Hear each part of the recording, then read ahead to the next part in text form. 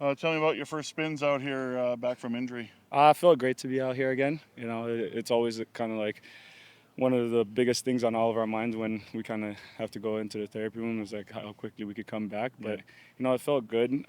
Body felt great. It was just honestly great overall. If I'm correct, Hmm. you don't get injured very much, right? Throughout your career. Yeah, I try not to. I try my best to take care of myself as much as possible. Yeah. How do you try and stay involved, stay engaged, that sort of thing, even though you're not on the field? I, it's usually tough, but it's like I just got to commit to like my processes. It's like still show up in the morning, do my lifts. Do what I got to do in the morning. Morning meetings, still show up, stay involved, like with all the game plan, and then rather than being out on the field, then I'll just do my rehab, and that's what the schedule has been. But still stay like lifting with the guys. Meeting with the guys, like lunch and everything, as much as possible. Keeping that same routine. Uh, how has the defense looked over the last two games? That you've been very, very close Yeah. to finishing, and maybe that's the key. Is just have to finish, right? Yeah, no, the defense has been looking much, much better. And it's like week by week, you can see the improvements, that we're making and the strides in which we're taking. And that all goes into like preparation. Like the past 2 weeks, even we've had like two of our better weeks of practices, and so it's just about steadily improving on all of that. The young DBs that have stepped in. I mean, J.J. Ross has looked really good. He shut the best receiver in the league down, and Kenny Lawler and Jalen Garnes, you've seen from day one, and Kenny Logan Jr. Yeah. What have you seen out of all three of these guys, and who appear to be pretty good and quick studies?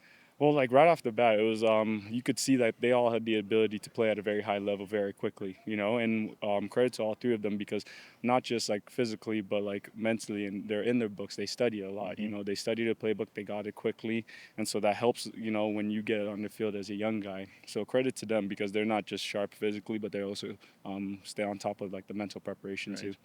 And it probably pushes the wily veteran or gets his juices going, right? Yeah, exactly. Yeah. You know the Alouettes well. You know McLeod Bethel Thompson well. Hmm.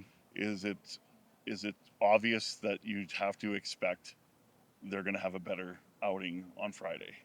Yeah, absolutely. Like Montreal has always been a good team, and even Mac has always been a good quarterback.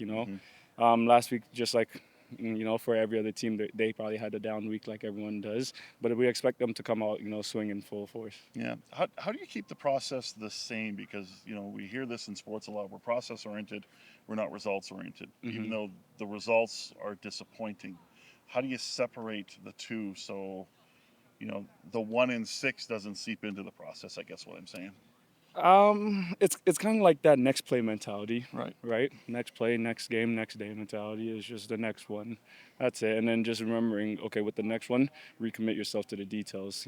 Just fall in love with the details of this rep. Fall in love with the rep's over, put it behind next rep, and then put it behind next one. We'll correct it all in the meeting room. Right. And it's a 1-0 mentality. Yeah, exactly. Always.